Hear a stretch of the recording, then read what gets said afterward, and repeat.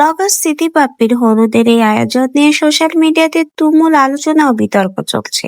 কেউ কেউ তো বলছে কেবলমাত্র রাজশাহীর লোকজন নিয়েই কি ব্লগার স্মৃতি পাপ্পি তাদের এত বড় হলুদের অনুষ্ঠান উদযাপন করছে। ঢাকার বাইরে বা অন্য কোথাও থেকে কি কেউ আসেনি? শেষমেশ কিন্তু এবার প্রকাশ্যে আসলো ব্লগার স্মৃতি পাপ্পির এই হলুদ অনুষ্ঠানে কে কে এসেছে আর কে কে আসেনি।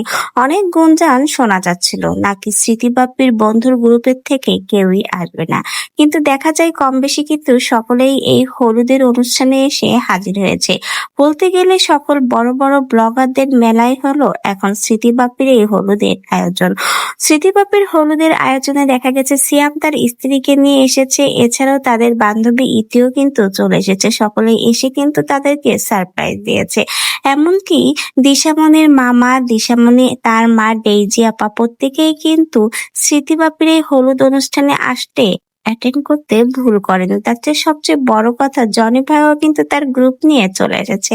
বলতে গেলে স্মৃতি বাপ্পির এই হলুদ অনুষ্ঠান যেন এক ব্লগারদের মিলন মেলা। কম বেশি সকল ছোট বড় কন্টেন্ট ক্রিয়েটার, ব্লগার সকলকেই কিন্তু স্মৃতি বাপ্পির এই হলুদ অনুষ্ঠানে দেখা গেছে। সবচেয়ে বিশেষ কথা হলো, যাদের আশা করা হয়নি যে স্মৃতি বাপ্পির অনুষ্ঠানে আসবে, তারাও কিন্তু এসে হাজির হয়েছে।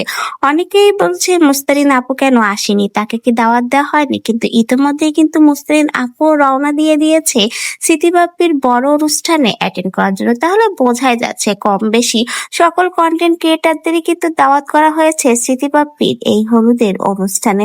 হলুদ সহ সকল অনুষ্ঠানে কিন্তু সকলকেই দাওয়াত দেওয়া হয়েছে, কিন্তু কম বেশি সকলের পারিবারিক সমস্যা বা বিভিন্ন সমস্যার কারণে হাজির হতে না পারলেও জানা যায় স্মৃতি বাপ্পির বিয়ের অনুষ্ঠানে সকলেই কিন্তু হাজির হবে।